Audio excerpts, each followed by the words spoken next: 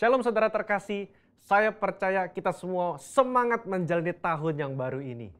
Dalam edisi Voice of Pentecost kali ini saya ingin menjelaskan mengapa Pentakosta ketiga memiliki dimensi yang jauh lebih besar dari peristiwa Azusa Street. Memang ini akan berbicara sedikit sejarah, tapi jangan alergi dulu saudara, karena ini penting sekali. Karena sudah lebih dari 1 abad, maka saksi mata yang menyaksikan langsung betapa dahsyatnya pencurahan Roh Kudus yang terjadi di Azusa Street sudah meninggal. Dan kita hanya dapat mengetahuinya dalam catatan-catatan peristiwa serta bukti sejarah pada waktu itu. Salah satunya yang ditulis dalam buku 100 peristiwa penting dalam sejarah kekristenan. Tercatat bahwa harian Los Angeles Times hari Rabu tanggal 19 April 1906 memberitakan sebuah pertemuan diadakan di sebuah pondok yang hampir rubuh di Azusa Street. Dan para pengikut doktrin-doktrin yang mengerikan ini mempraktekkan upacara-upacara paling fanatik, mengkhotbahkan teori-teori liar, dan memaksakan mereka sendiri dalam keadaan kegembiraan yang tidak waras dengan semangat mereka sendiri. Nah saudara, publisitas negatif semacam ini malah sesungguhnya membantu mengumpulkan massa. William Seymour tiba di Los Angeles di bulan Februari tahun 1906. Dan dia mulai berkhotbah serta membangun pelayanannya di Azusa Street.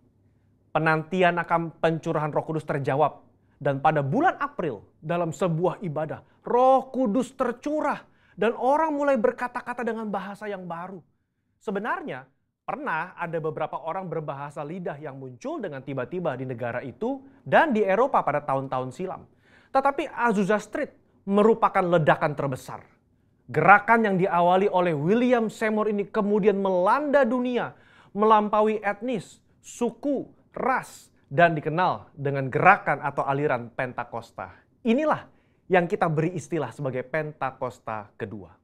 Setiap hari Minggu kita memperkatakan bersama-sama. Pentakosta ketiga adalah pencurahan Roh Kudus yang dahsyat di zaman now, melebihi yang terjadi di Azusa Street. Pernyataan ini bukanlah sekedar pernyataan iman semata, apalagi klaim sepihak dari gembala sidang atau gembala pembina.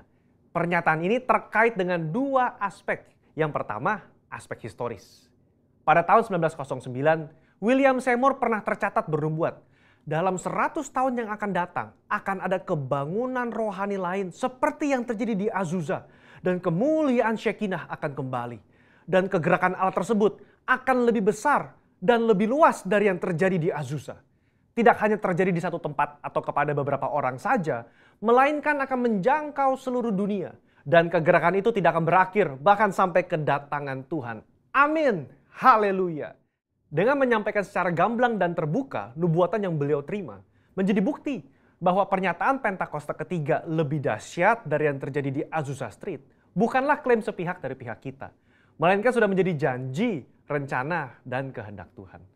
Dalam nubuatan tersebut dinyatakan 3 hal yang membuat Pentakosta ketiga lebih dahsyat dari kegerakan Azusa Street, yaitu dari sisi kuantitas, tidak hanya terjadi di satu tempat atau kepada beberapa orang saja, melainkan di banyak tempat dan kepada banyak orang.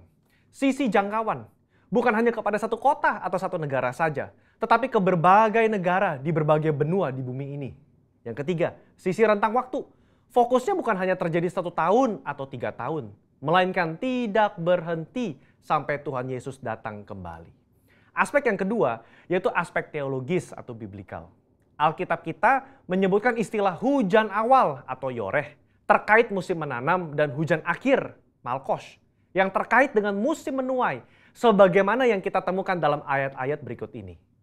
Berdasarkan prinsip hujan awal dan hujan akhir, dapat kita pahami bahwa hujan awal pencurahan Roh Kudus mengawali kelahiran gereja. Dan hujan akhir pencurahan Roh Kudus mengawali penuaian jiwa terbesar dan terakhir sebelum kedatangan Tuhan Yesus yang kedua kali. Hujan akhir pencurahan Roh Kudus jauh lebih dahsyat daripada hujan awal. Karena penuaian jiwa-jiwa yang terjadi jauh lebih besar. Bradley Truman Knoll dalam bukunya berkata, konsep hujan akhir memberikan struktur kepada kisah kegerakan Pentakosta kita bahwa akan datang pencurahan Roh Kudus yang dahsyat sebelum kedatangan Tuhan Yesus kali yang kedua. Kita sekarang berada di era di mana hujan akhir itu sedang dicurahkan. Tujuan dari hujan akhir ini memiliki 2 sisi, yakni Pemberitaan Injil Kerajaan kepada seluruh dunia, di mana kita menjadi saksi dan mempersiapkan berkas tuaian untuk siap dituai. Haleluya.